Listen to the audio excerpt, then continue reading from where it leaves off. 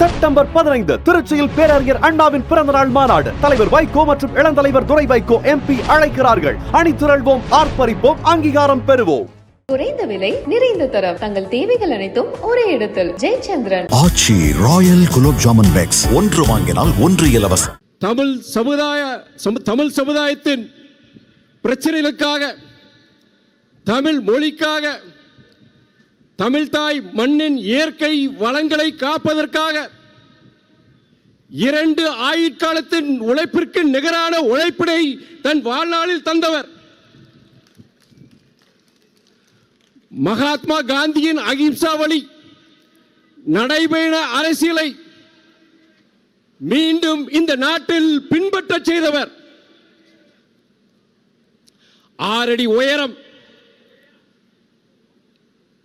அந்த விரிந்த தோள்களில் அந்த கருப்பு துண்டு தவள வசீகரிக்கும் தோற்றத்தோடு அடி மனதிலிருந்து இதயத்தின் குரலாக ஆவேச உரைகளை ஆற்றி லட்சக்கணக்கான தமிழர்களின் இதயங்களில் குடியேறியவர். பகுத்தறிவு பகலவன் தந்தை பெரியாரின் ஒப்பற்ற மாணவன், பேரறிஞர் அண்ணாவின் அரசியல் வழித்தோன்றல். ஒவ்வொரு மறுமலர்ச்சி திராவிட முன்னேற்ற கழக தொண்டனின் சுவாச காற்று, இதய துடிப்பு. ஆம், அவர்தான் எங்கள் தலைவர், எங்கள் இயக்கத்தை தந்தை, எங்களின் மாமனிதர், திராவிட இயக்க போர்வால் அவர்களே.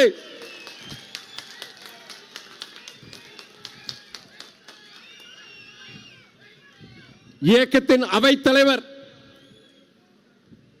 நான் பெரிதும் மதிக்கும் ஐயா ஆடிட்டர் அர்ஜுன்ராஜ் அவர்களே, பொருளாளர் நெய்வேலி நெருப்பு அண்ணன் செந்திலதிபன் அவர்களே, துணை பொதுச் செயலாளர்கள் அண்ணன் AK மணி, அண்ணன் ஆடுதுறை முருகன், டாக்டர் ரொகையா, அன்பு சகோதரர் திமு ராஜேந்திரன் அவர்களே, சட்டமன்ற உறுப்பினர்கள் அண்ணன் பொடா பூமிநாதன், அண்ணன் சின்னப்பா, டாக்டர் சதன் திருமலைக்குமார், டாக்டர் ரகுராமன் அவர்களே, இந்த மாநாட்டு திடலை கட்டி அமைத்த அண்ணன் பந்தல் சிவா மற்றும் அவருடைய குழுவினருக்கு என் நன்றியை தெரிவித்துக் கொள்கின்றேன். அண்ணன் பந்தல் சிவா தேகத்தால் கருப்பு, ஆனால் மனதால் வெள்ளை. தலைவர் வைகோவிற்கு அவர் ஒரு கருப்பு வைரம். அந்த கருப்பு வைரத்திற்கு மறுமலர்ச்சி சொந்தங்களின் சார்பாக என் மனமார்ந்த நன்றியை மீண்டும் தெரிவித்துக் கொள்கிறேன்.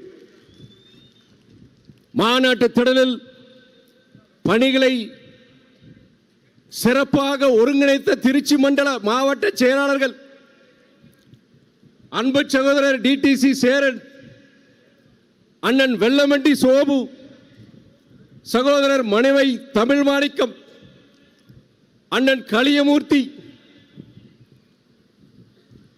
அண்ணன் அரியலூர் ராமநாதன், பெரம்பலூர் ஜெயசீலன், அண்ணன் ஜீவன், சகோதரர் பாஸ்கர சேதுபதி உள்ளிட்ட அனைத்து தோழர்களுக்கும் என் நன்றியை தெரிவித்துக் கொள்கிறேன்.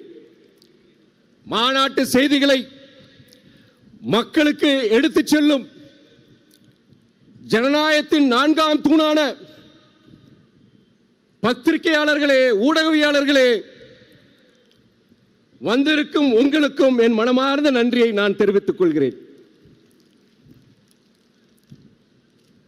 மாநாடு மகத்தான வெற்றியை பெற்றுவிட்டது. மறுமலர்ச்சி சொந்தங்களுக்கு பல பிரச்சனைகள்.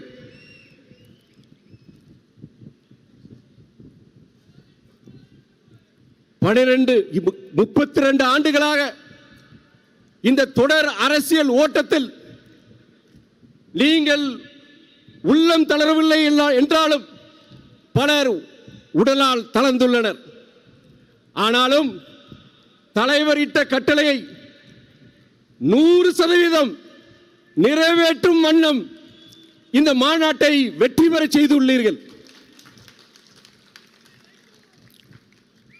இந்த வெற்றிக்கு வித்திட்ட மறுமலர்ச்சி சொந்தங்கள் அனைவருக்கும், உயர்நிலை குழு உறுப்பினர்கள், தலைமை கழக நிர்வாகிகள், மாவட்ட செயலாளர்கள், நகர செயலாளர்கள், ஒன்றிய செயலாளர்கள், பகுதி செயலாளர்கள், வட்ட செயலாளர்கள்,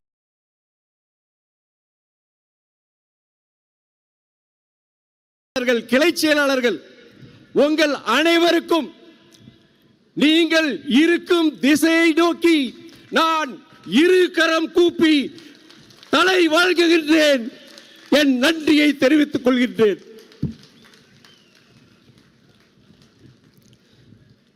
நாங்கள் பட்டம் பதவிகளுக்காக அரசியலுக்கு வரவில்லை, பொருள் ஈட்டுவதற்காக பொது வாழ்க்கையில் இல்லை. வைகோ என்ற ஈரெழுத்து மந்திரத்திற்காக தான் நாங்கள் இந்த இயக்கத்தில் உள்ளோம்.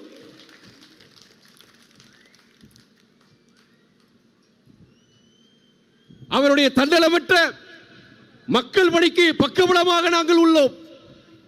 அவர் உடல் தளர்ந்தாலும் உள்ளம் தளரவில்லை.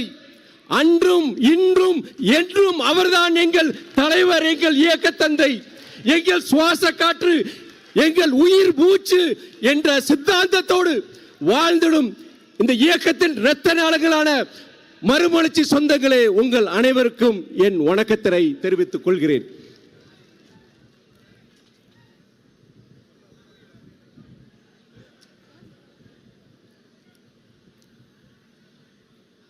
மறுமலர்ச்சி திராவிட முன்னேற்ற கழகம் தொடங்கிய நாள் முதல்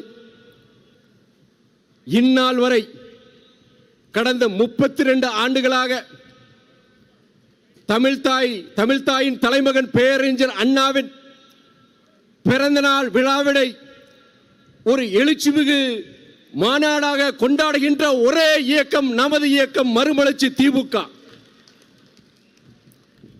இருண்ட தமிழகத்தில் ஒரு அடித்தளத்தை அமைத்து ஒரு ஒளிமயமான ஒரு எதிர்காலத்தை உருவாக்கியவர் பேரறிஞர் அண்ணா அவர்கள். தந்தை பெரியார், பேரறிஞர் அண்ணாவின் பங்களிப்பு இல்லை என்றால் இந்த மண்ணில் சமூக நீதி இல்லை, பெண் உரிமை இல்லை, மாநில சுயாட்சி இல்லை, கூட்டாட்சி தத்துவம் இல்லை, இருமொழி கொள்கையும் இல்லை. எல்லாருக்கும் எல்லாம் என்ற சமூக நீதி கோட்பாட்டின் அடிப்படையில் ஒருங்கிணைந்த வளர்ச்சியை பெற்று இந்தியாவின் முதன்மையான மாநிலங்களில் ஒன்றாக தமிழகம் திகழ்கின்றது என்றால் அது பேரறிஞர் அண்ணாவின் சித்தாந்த கொள்கைகளால் தான். அதை யாரும் மறுக்க முடியாது.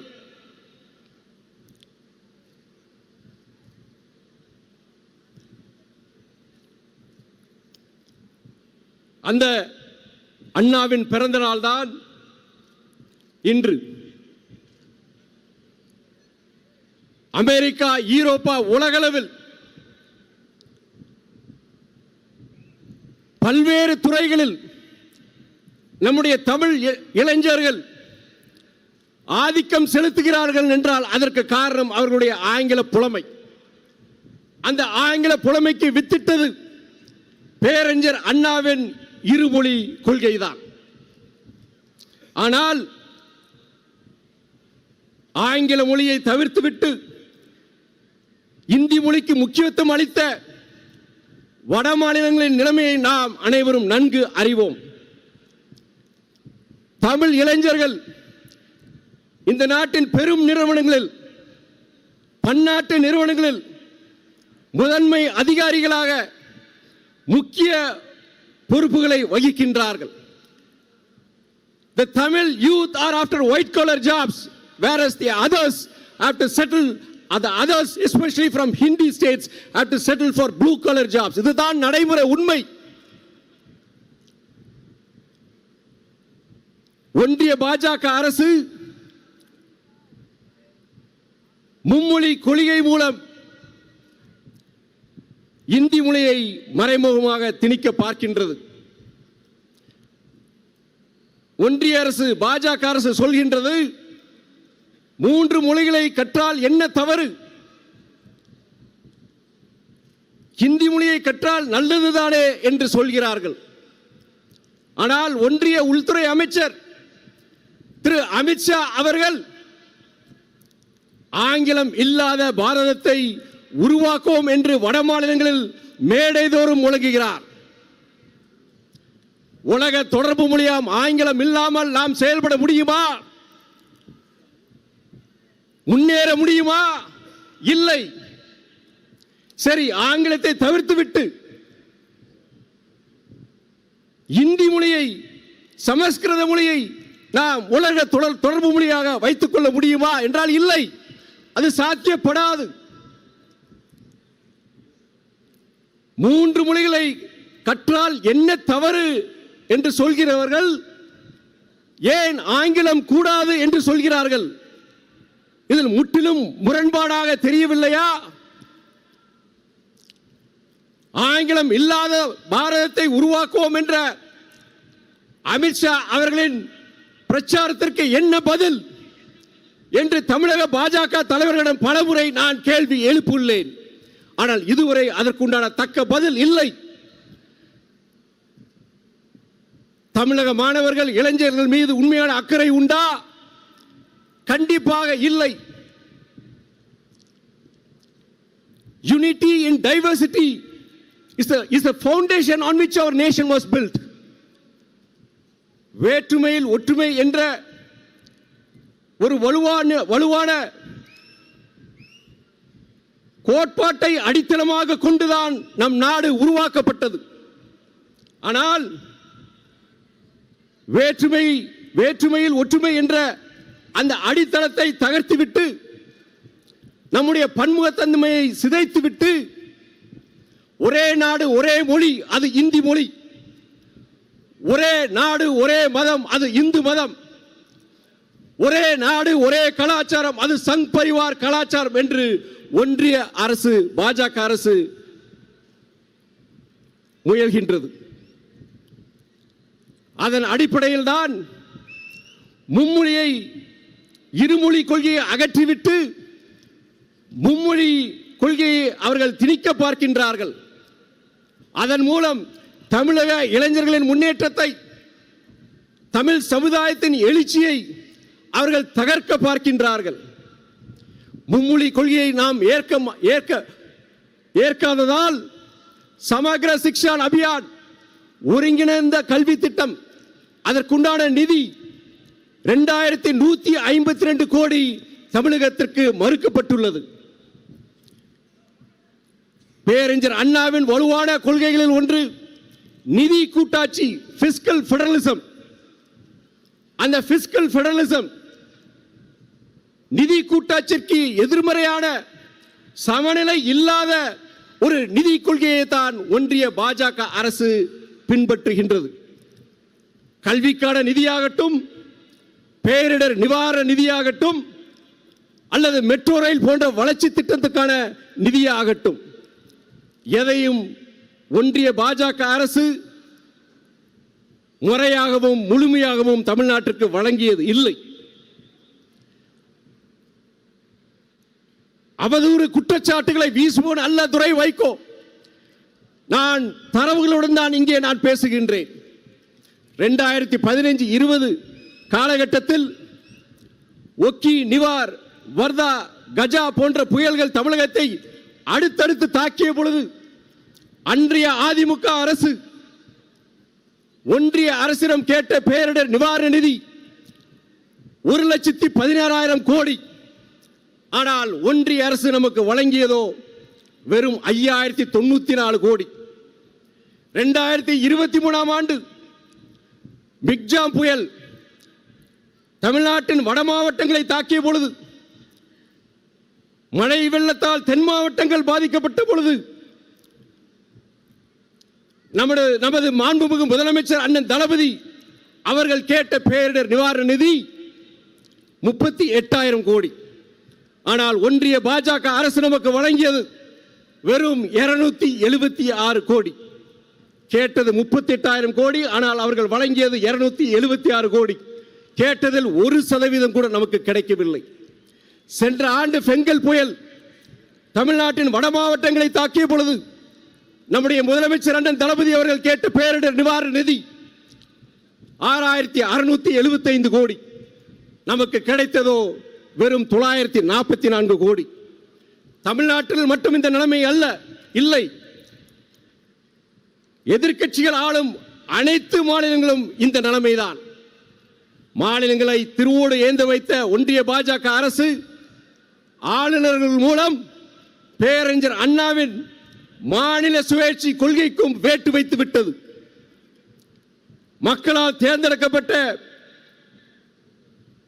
சட்டமன்றங்கள் நிறைவேற்றும் மக்கள் நல மசோதாக்கள் அதற்கு காலம் தாழ்த்தி ஒப்புதல் வழங்காமல் இருந்த ஆளுநர்களுக்கு சமீபத்தில் உச்சநீதிமன்றம் ஒரு குட்டு வைத்தது. சட்டப்பேரவைகள் நிறைவேற்றும் அந்த மசோதாக்களுக்கு 3 மாதங்களில் ஆளுநர்கள் ஒப்புதல் வழங்க வேண்டும் என்பதுதான் அந்த வரலாற்று சிறப்பான தீர்ப்பாகும். சமீபத்தில் நாடே அதிர்ச்சியாகும் வகையில், ஜனநாயகத்தை குழி தோண்டி புதைக்கும் வகையில் நாடாளுமன்றத்தில் விவாதிக்காமல் சென்ற மாதம் நாடாளுமன்ற கூட்டத்தொடர் முடியும் தருவாயில் ஒரு மசோதாவை ஒன்றிய அரசு கொண்டு வந்தது. அந்த மசோதாவின்படி ஒருவர் குற்றஞ்சாட்டப்பட்டு தொடர்ந்து 30 நாட்கள் சிறை காவலில் வைக்கப்பட்டிருந்தால் அவர் பதவியை, அந்த அமைச்சரின் பதவியை, அந்த முதலமைச்சரின் பதவியை பறிக்கலாம் என்பதுதான். நீதிமன்றத்தால் தண்டனை பெறப்பட்டு குற்றங்கள் நிரூபிக்கப்படும் வகையில் அது அமைந்தால் அந்த பதவியை பறிக்கலாம், ஆட்சேபம் இல்லை. ஆனால் நீதிமன்றத்தில் வழக்கு நிலுவையில் உள்ள போது, குற்றங்கள் நிரூபிக்கப்படாத பொழுது, ஒருவர் சிறையில் 30 நாட்களுக்கு மேலாக இருந்தார் என்ற ஒரே காரணத்திற்காக பதவியை பறிப்பது என்பது பாசிசம். அந்த இப்படிப்பட்ட ஒரு பாசிச சட்டத்தின் மூலம் எதிர்க்கட்சிகள் ஆளும் மாநிலங்களை, மாநில அரசுகளை மிரட்டுவதற்கும் பழி வாங்குவதற்கும் தான் இந்த சட்டம் பயன்படும். ஆகையால் இந்த பாசிச சட்டத்திற்கு வழிவகுக்கும் இந்த மசோதாவை ஒன்றிய பாஜக அரசு திருப்பி பெற வேண்டும் என்று இந்த மாநாட்டின் வாயிலாக கேட்டுக்கொள்கின்றேன். அதே போல வாக்கு திருட்டுக்கு வழிவகுக்கும் SIR special intensive revision of electoral rolls, வாக்காளர் பட்டியலில் சிறப்பு கவன திருத்தம், அது குறித்து எதிர்க்கட்சி தலைவர்கள் எழுப்பிய கேள்விகள், குறிப்பாக அன்பு சகோதரர் திரு ராகுல் காந்தி, நம்முடைய தமிழக முதலமைச்சர் அண்ணன் தளபதி அவர்கள் எழுப்பிய கேள்விகளுக்கு தேர்தல் ஆணையம் முறையான பதில்களை அளிக்க வேண்டும் என்பதையும் நான் இங்கு கேட்டுக்கொள்கின்றேன். இந்த மாநாட்டில் நிறைவேற்றப்பட்ட சில தீர்மானங்களை பற்றி நான் இங்கே வலியுறுத்த விரும்புகின்றேன். இந்தியாவிலிருந்து அமெரிக்காவிற்கு ஏற்றுமதி செய்யப்படும் பொருட்களுக்கு கிட்டத்தட்ட 50% மேலான வரியை அமெரிக்க அரசு விதித்துள்ளது. இந்த வரி விதிப்பால் இந்தியாவில், குறிப்பாக தமிழகத்தில் இங்கே உள்ள ஏற்றுமதி நிறுவனங்கள், உற்பத்தி தொழிற்சாலைகள் முடங்கும் சூழ்நிலை ஏற்பட்டு உள்ளது.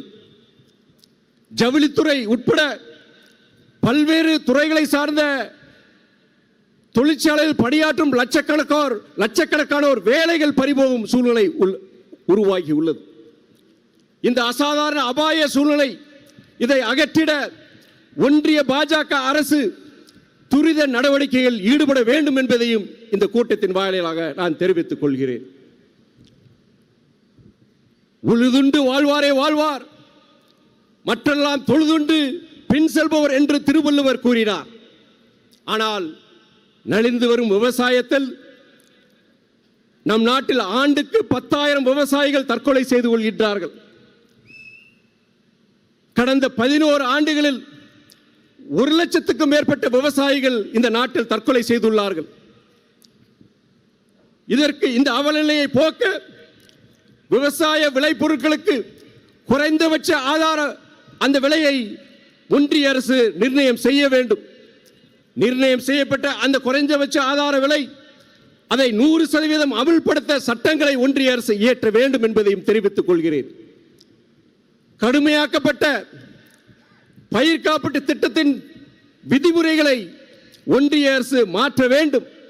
அனைத்து விவசாயிகளும் இழப்பீட்டு தொகையினை எளிதில் பெறும் வண்ணம் அந்த விதிமுறைகளை ஒன்றிய அரசு மாற்ற வேண்டும் என்ற கோரிக்கையை நான் இந்த கூட்டத்தின் வாயிலாக தெரிவித்துக் கொள்கின்றேன்.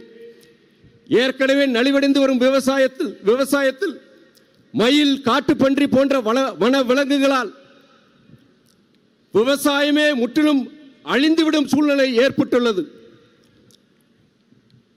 இந்த பிரச்சனைகளுக்கு உரிய தீர்வை காணும் அந்த அதிகாரத்தை மாநில அரசுகளுக்கு வழங்க ஒன்றிய அரசு தேசிய வனவிலங்கு சட்டத்தில் மாற்றங்களை கொண்டு வர வேண்டும் என்பதும் ஒரு முக்கியமான கருத்து. வறட்சி, காலநிலை மாற்றத்தால் மழை வெள்ள பாதிப்பு, விதை, உரம் போன்ற விவசாய இடுபொருட்களின் விலை உயர்வு, மயில், காட்டுப்பன்னி போன்ற வனவிலங்குகளால் ஏற்படும் இழப்பு, இது போன்ற பல்வேறு காரணங்களால் விவசாயமே செய்ய முடியாத சூழ்நிலையில் பல லட்சக்கணக்கான விவசாயிகளுக்கு மக்காச்சோளம் சாகுபடி அது வாழ்வாதாரமாக இருக்கின்றது. அதை கருத்தில் கொண்டு அந்த மக்காச்சோளத்திற்கு விதிக்கப்பட்ட அந்த செஸ் வரியை நீக்க வேண்டும் என்று எனது கோரிக்கையை தாயுள்ளத்தோடு ஏற்று அந்த மக்காச்சோளத்திற்கு உண்டான செஸ் வரியை நீக்கிய மாண்புமிகு தமிழக முதலமைச்சர் அண்ணன் தளபதி அவர்களுக்கும், வேளாண் துறை அமைச்சர் அண்ணன் MRK பன்னீர்செல்வம் அவர்களுக்கும், நிதியமைச்சர் அண்ணன் தங்கம் தென்னரசு அவர்களுக்கும் மீண்டும் என் கோடானு கோடி நன்றியை நான் தெரிவித்துக் கொள்கிறேன். இந்த மாநாட்டின் வாயிலாக கடந்த 30 ஆண்டுகளுக்கு மேலாக துயரற்று கிடக்கும் நம்முடைய தமிழக மீனவர்களின் பிரச்சனைக்கு ஒரு நிரந்தர தீர்வு காண வேண்டும் ஒன்றிய அரசு. எல்லை கடந்து வந்ததாக தமிழக மீனவர்கள் இலங்கை கடற்படையால் கைது செய்யப்பட்டு இலங்கைக்கு இழுத்துச் செல்லப்பட்டு அங்கே நீதிமன்றத்தில் நிறுத்தி வைக்கப்பட்டு சிறையில் அடைக்கப்பட்டு பல கோடிகள் அபராதத்தை விதிக்கின்றார்கள். அது ஒரு அன்றாட நடவடிக்கையாகிவிட்டது. இந்த அவலநிலைக்கு ஒரு முற்றுப்புள்ளி வைத்துவிட்டு தமிழக மீனவர்களுக்கு அவர்கள் வாழ்வாதாரத்தை பாதுகாக்க ஒன்றிய அரசு தகுந்த நடவடிக்கைகளை எடுக்க வேண்டும். என் மாநாட்டின் உரையின் நிறைவு பகுதிக்கு வந்துவிட்டேன். ஒரு மெழுகுவர்த்தி தன்னையே உருக்கி கரைத்துக் கொண்டுதான் வெளிச்சத்தை தருகின்றது. கடந்த 60 ஆண்டுகளாக நம் தலைவர் தன்னைத்தானே வரித்துக் கொண்டுதான் இந்த தமிழ் சமுதாயத்திற்கு உழைத்திருக்கின்றார். வானில் உள்ள நட்சத்திரங்களை நீங்கள் எண்ணிவிடலாம், ஆனால் தலைவரினுடைய போராட்ட களங்களை நீங்கள் எண்ணிவிட முடியாது. தலைவருடைய சாதனைகள், தியாகங்கள் இந்த மாநாட்டில் எடுத்துரைக்கப்பட்டது.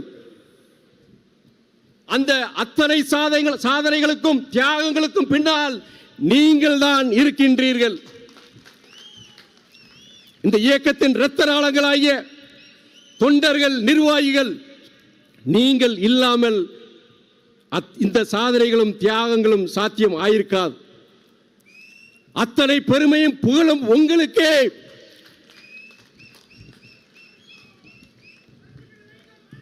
திராவிட இயக்க போர்வாளன் உந்து சக்தியும் நீங்களே.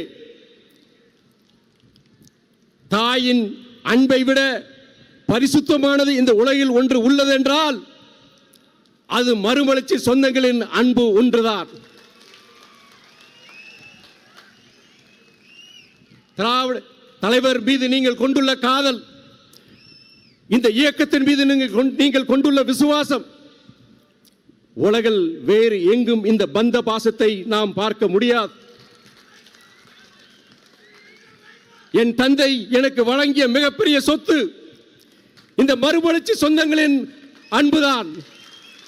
ஆயிரம் கோடிகள் கொடுத்தாலும் பெற முடியாதது, விலை மதிப்பற்றது.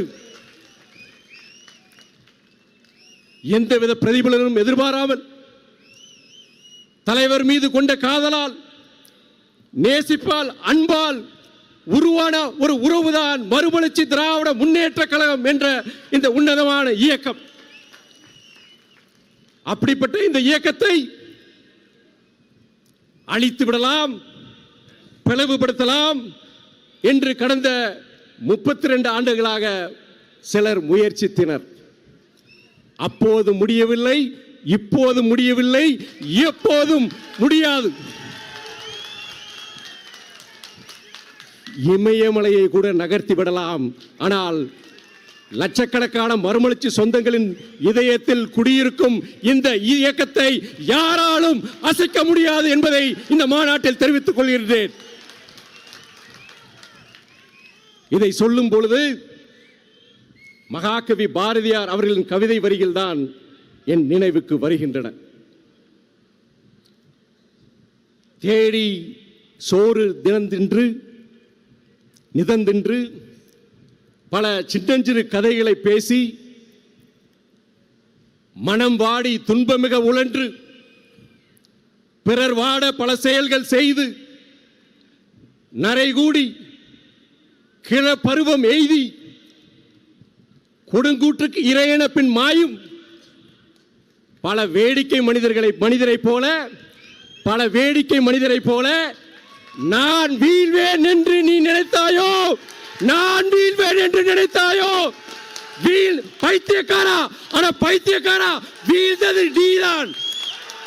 நான் வீழவில்லை, நீங்களும் வீழவில்லை. பேரறிஞர் அண்ணா கனவு கண்ட நாளைய தமிழகம் ஒரு வலிமையான தமிழகம், ஒரு வளமான தமிழகம் அமையும் வரை நாம் வீழப் போவதில்லை. மறுமலர்ச்சி திமுக வீழப் போவதில்லை.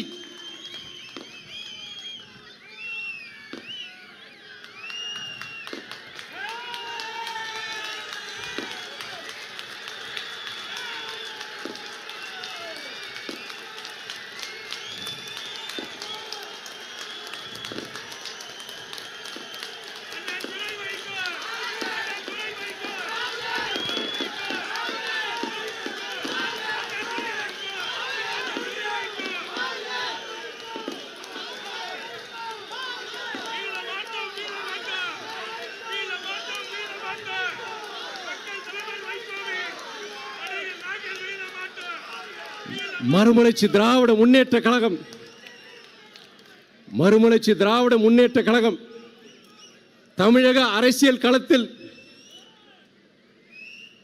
தவிர்க்க முடியாத சக்தி, யாரும் மறுக்க முடியாத சக்தி என்பதை பறைசாற்றும் விதமாக இங்கே இன்று லட்சக்கணக்கில் நாம் அணி திரண்டோம், ஆர்ப்பரித்தோம்.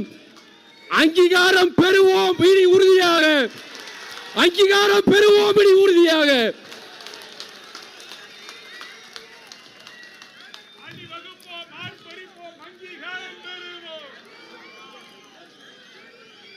வெட்டட்டும் கூறுவாட்கள் தமிழ் பகையை நோக்கி,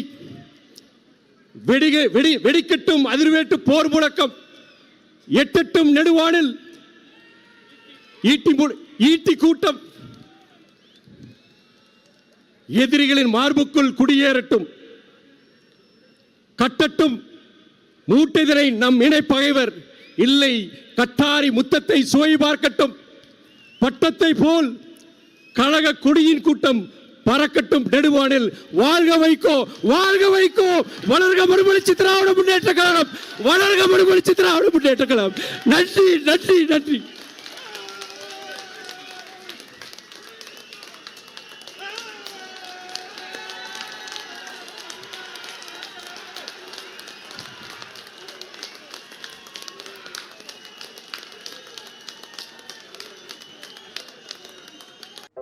நக்கீரன் டிவிக்கு சப்ஸ்கிரைப் செய்யுங்கள்.